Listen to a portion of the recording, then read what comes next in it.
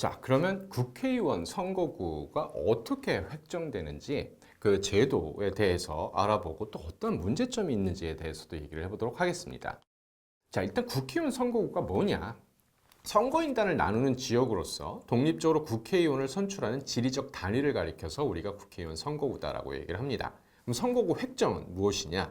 독립적으로 국민의 대표자를 선출할 수 있는 지리적 단위인 선거구를 명확하게 구별해서 정하는 것. 이게 바로 선거구 획정이다라고 얘기를 할 수 있습니다.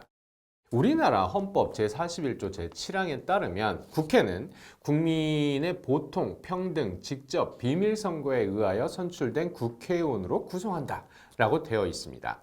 이때 평등선거, 이거는 일단 기본적으로 모든 시민은 한 표만을 가진다는 거죠. 1인 1표를 의미를 합니다. 근데 여기에 더해서 한 가지가 더 있습니다. 평등선거의 의미는 한 표, 모든 사람이 가지는 한 표의 가치가 동등해야만 한다라는 것이죠.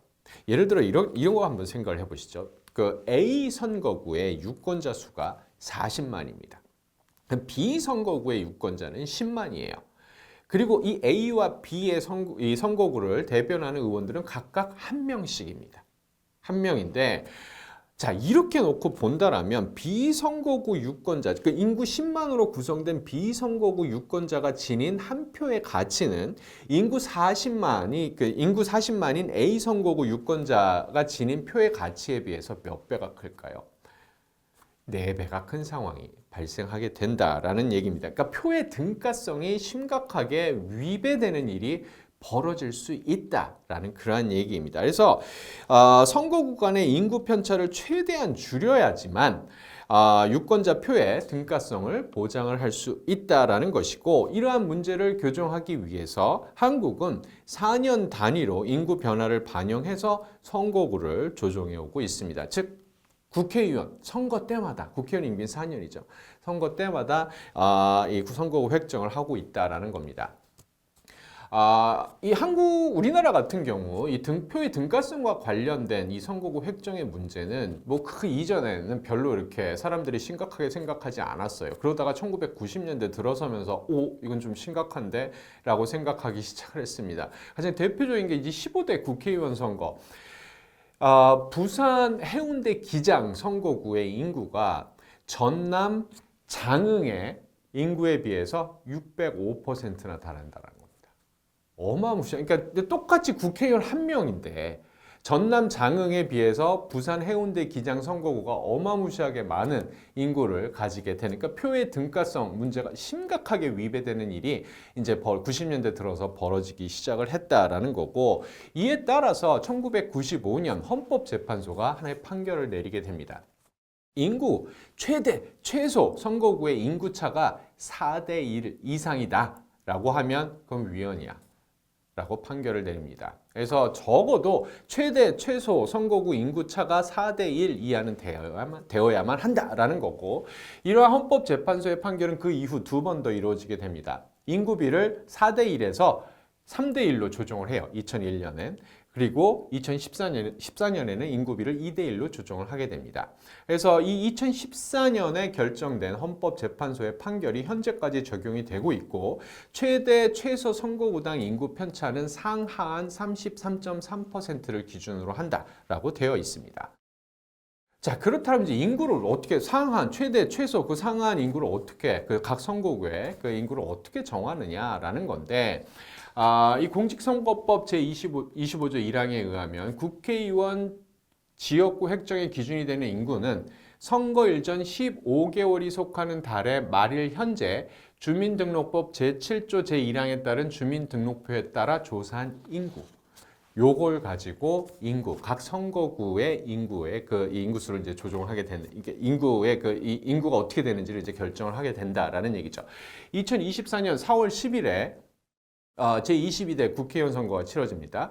이때 하한은 13만 5,521명이고, 그러니까 아무리 인구가 적어도, 그러니까 선거구의 인구가 적어도 그 인구 수는 13만 5,521명이 되어야 된다라는 거고, 상한 아무리 많아도 27만 1,042명을 넘어서는 안 된다라는 거죠. 그럼 이거는 어떻게 결정을 했느냐, 이 수치가 어떻게 나왔느냐라는 건데, 획정 기준 인구가 15개월이 속하는 달이라 그랬죠. 선거일 전 15개월. 그러니까 2024년 4월 10일에 선거가 치러졌으니까 언제예요? 2023년 1월 31일. 1월 31일 주민등록표에 기록되어 있는 인구수를 가지고 이 수치를 계산을 하는 겁니다. 당시에 전체 인구수는 5,143만 18명이었어요. 이거를 전체 지역구 의석수로 나누게 됩니다. 전체 지역구 의석수는 253명이죠. 그래서 요거에다 하한과 상한을 정하기 위해서는 아까 인구 편차가 어떻게 된다고요? 33.3%라고 얘기를 했죠. 그죠? 그래서 여기에다 0.33을 곱한 거를 더하거나 빼게 되는 경우 하한 요렇게 상한 요렇게 나오게 된다라는 얘기입니다.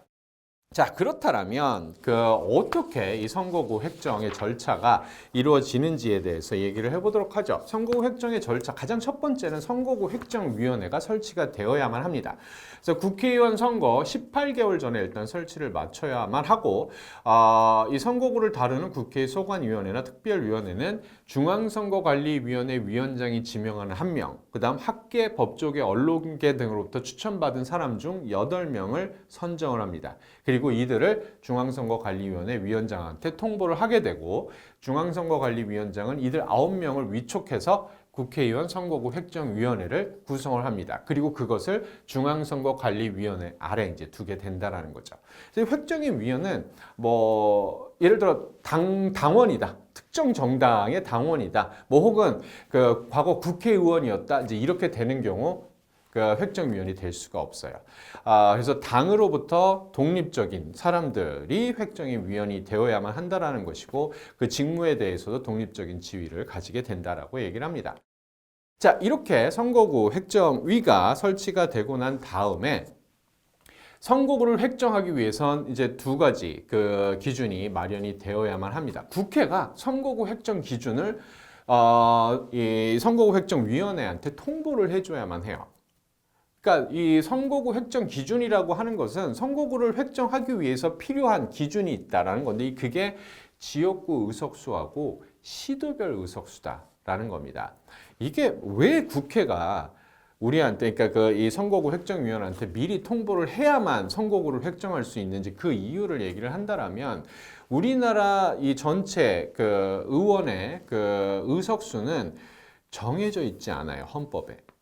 네, 그래서 헌법에는 뭐라고 나와 있냐면, 헌법 제41조에 이렇게 나와 있습니다. 국회의원 수는 법률로 정하되 200인 이상으로 한다라고만 되어 있어요. 그러니까 200인 이상만 넘으면 되는데, 얼마만큼 넘길 거냐 하는 것은 국회의원들이 법률로 정하게 됩니다. 그러니까 자기들의 합의에 따라서 얼마든지 이 의원의 정수가 바뀔 수가 있다라는 것이죠. 그리고 또 한국 같은 경우는 지역구 의원도 있고 비례대표 의원이 있습니다. 그러니까 지금 의원의 정수는 지금 현재 300명인데, 이 정수는 바꾸지 않고 그대로 둔다 하더라도 지역구 의원과 비례대표 의원이 구성된 상황에서 비례대표 의원의 수를 예를 들어 늘려요. 그러니까 지금 현재 47명에서 예를 들어 60명으로 늘리게 됩니다. 60명으로 늘리게 되면 자연스럽게 지역구 의원의 의석수는 줄어들게 되죠. 그죠? 그래서 이러한 것들 때문에 해당 국회의원 선거에서 이 지역구 의석수가 몇 석이나 되는지 국회는 선거구 획정위에 알려줘야만 한다라는 겁니다. 아까 이 지역구 의석수가 왜 중요한지는 아까 잠깐 이 계산하는 거, 여기에서 의석수로, 전체 의석수로 계산을 한다라고 얘기를 했죠. 나눠야 되기 때문에 의석수가 결정되지 않으면 획정을 할 수가 없는 상황이다라는 겁니다. 그 다음 또 하나는 이제 시도별 의석수도 정해줘서 알려줘야만 한다라는 겁니다. 예를 들어, 그러니까 한국의 국회의원 지역구 의석수는 시도별로 할당이 되어 있어요. 그래서 21대 국회의 경우 서울 같은 경우 49석, 부산 18석, 광주 8석, 충북 8석 이런 식으로. 그래서 이게 이런 시도별 의석수는 사실 매 선거 때마다 인구의 변화 혹은 정치적 합의에 의해서 변경될 수가 있습니다. 변경될 수 있고, 그렇기 때문에 선거구 획정을 하기 위해선 시도별 의석이 어떻게 정해졌는지 알고 있어야만 한다라는 거죠. 그래서 국회가 이걸 미리 선거구 획정위한테 통보를 해줘야만 한다라는 그러한 얘기입니다. 그리고 관행적으로 국회가 이 선거구 획정위의 지역구 의석수와 시도별 의석수를 정해서 통보해 오긴 했지만 막상 공직선거법상 살펴보면 이 선거구 획정 기준을 누가 정해야 되느냐 하는 그 주체가 명확하게 나와 있지는 않습니다. 명확하게 나와 있지는 않은데 그래서 사실 선거구 획정위에서 그 기준을 자기들이 정하고 선거구 획정을 할 수도 있어요. 그렇지만 국민의 대표인 국회의 뜻을 존중한다는 측면에서 국회가 이 선거구 획정 기준을 통보해 줄 때까지 이 선거구 획정위원회는 그 획정을 하지 못하고 계속 기다리고 있는 이제 이런 상황이 된다라는 얘기입니다.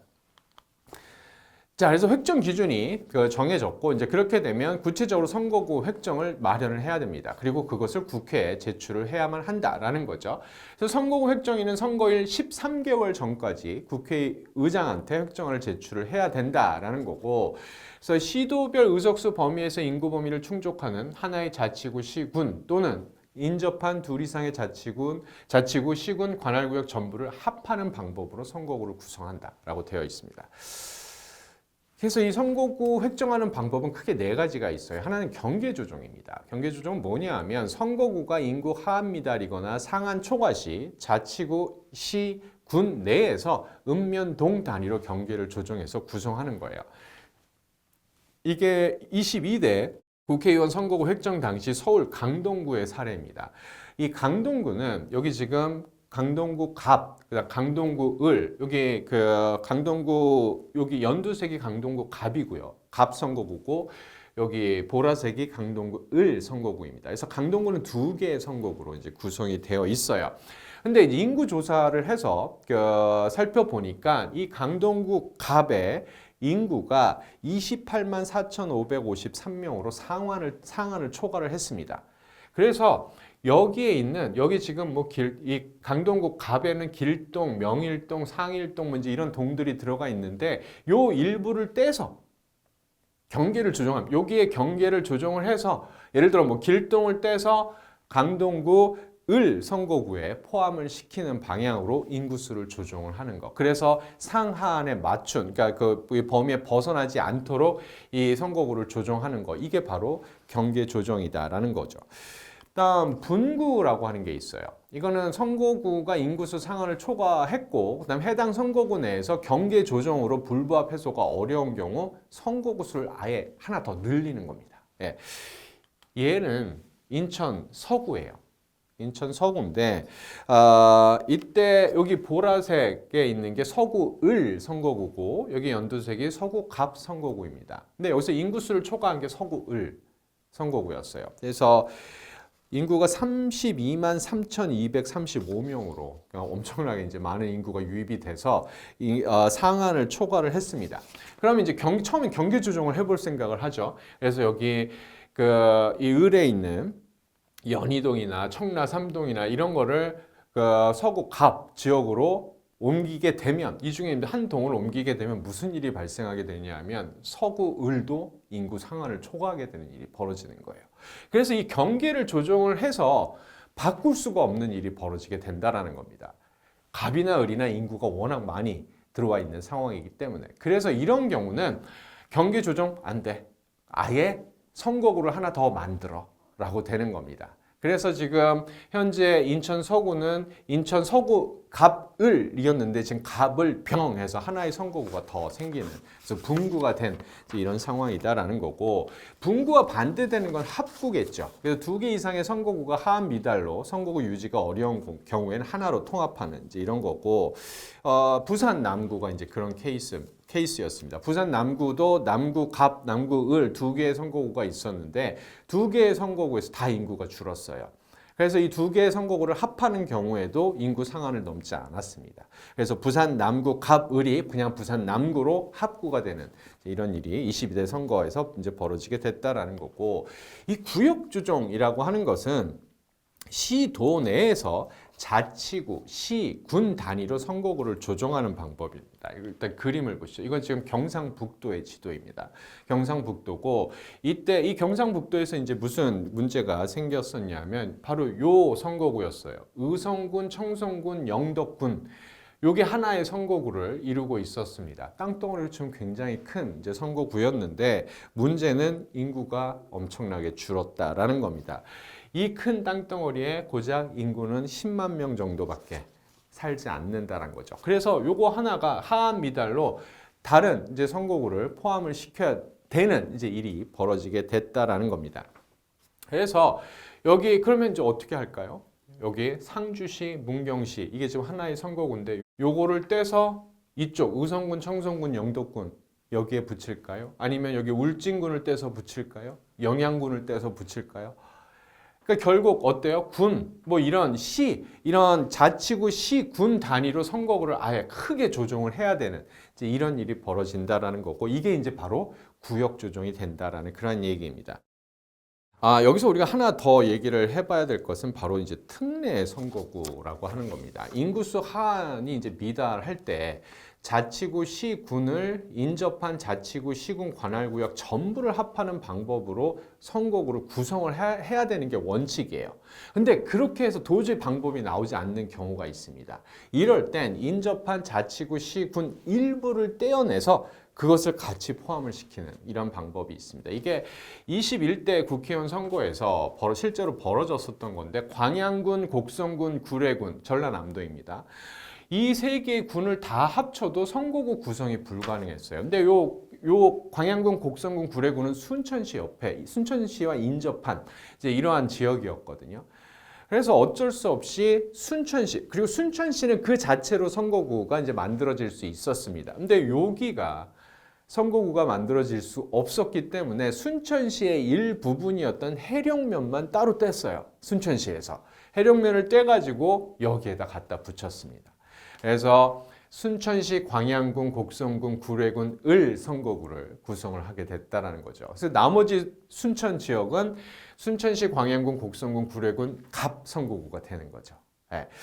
그래서 이 사실 해령면에 살고 있었던 분들이 굉장히 많은 난리들을 치시고 데모도 하시고 막 그러셨어요. 우리는 순천시 사람인데 왜 여기 군이 들어가는 이런 지역구에 우리를 갖다 붙이느냐. 우리 다시 순천시로 넣어줘라고 이제 막 데모도 하고 했었던 이런 일들이 있습니다. 그렇지만 이런 특례 선거는 어쩔 수 없이 하는 것이고 되게 예외적인 것이다라는 겁니다. 그래서 이제 다음 선거에서 선거구 획정 원칙에 맞게 이제 변경해야 되는. 그러니까 한 선거에서 일시적으로 하는 것이다라고 생각을 하면 될 것 같아요.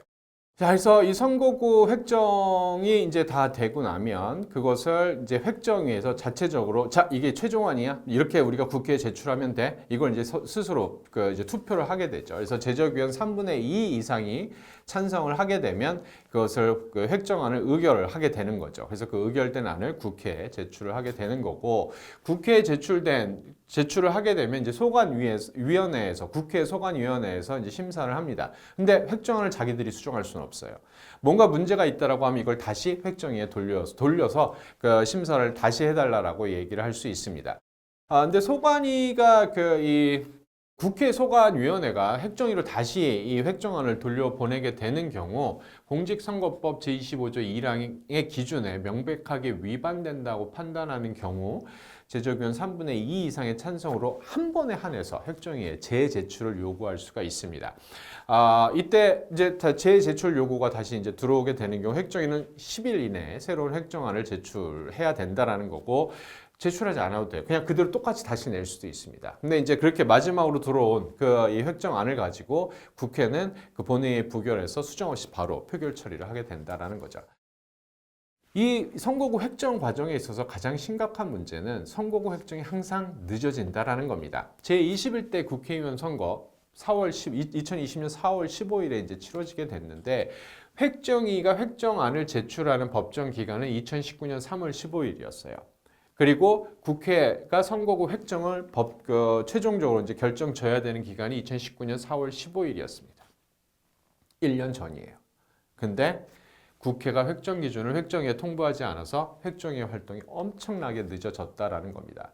그래서 이 획정 기준을 보내줘라고 기다리다 계속 국회가 보내주지 않으니까 결국 획정위에서 자체적으로 기준을 마련을 해서 선거구 획정을 해버렸어요. 그래서 2020년 3월 3일 선거 얼마 안 남은 상황이었습니다. 거의 뭐 한 달 조금 더 남은 요 상황에서 선거 획정을 해서 국회에 제출했더니 이제 국회에서 그때서 이제 깜짝 놀란 거죠. 아 뜨거 이제 하면서 뒤늦게 획정 기준을 마련해서 다시 획정위에 통보를 하고 이 수정할 것을 이제 요구를 했습니다. 그래서 3월 6일 그 재심 이후 획정안을 다시 국회에 제출했고 3월 11일 선거구가 최종적으로 획정이 됐습니다. 이게 21대 그 선거에서만 벌어졌던 건 아니에요. 이 선거구 획정이 지연이 됐었던 게. 이거 보세요. 거의 한두 달 전에 선거구 획정이 최종적으로 지연이 된다는 겁니다. 이게 가지고 있는 문제는 유권자와 입후보 예정자의 참정권을 심각하게 침해한다는 겁니다. 그러니까 입후보 예정자 어때요? 지금 선거구가 정해지지도 않은 상황에서 선거운동을 해야만 해요. 운동장이 어딘지도 모르고 선거를 뛰어야 되는 이제 이런 상황이 된다는 겁니다. 그래서 이런 심각한 문제가 있음에도 불구하고 이 여야 의원들은 사실 불리할 게 없어요. 자기한테 도전할 사람들이 어디에서 뛰어야 될지도 모르는 상황에서 막 그냥 헛발질하고 있는 것들 그냥 보면서 계속 획정을 하지 않고 기다려도 되는 거죠. 자기한테는 되게 유리한 상황이 만들어지고 있다는 겁니다. 그리고 이들은 전국적인 인지도를 가지고 있어서 뭐 아무리 늦어도 상관없어 라는 이런 생각들을 하고 있다는 거죠. 그래서 이 선거구 획정을 법정 기한에 반드시 이 통과되게 만들기 위해서는 제도적 개선이 필요하다라는 겁니다. 뭐 한 가지 뭐 예를 든다라면 지역 선거구 시도별 정수 등의 구체적 획정 기준을 공직선거법에 명시적으로 아예 규정을 해버리는. 그러니까 이걸 항상 국회가 보내주기를 기다리다가 선거구 획정이 늦어지는 거거든요. 그러니까 아예 이것을 정해버리는 이제 이런 것도 한 방법이 될 수 있다라고 생각을 합니다. 이상입니다.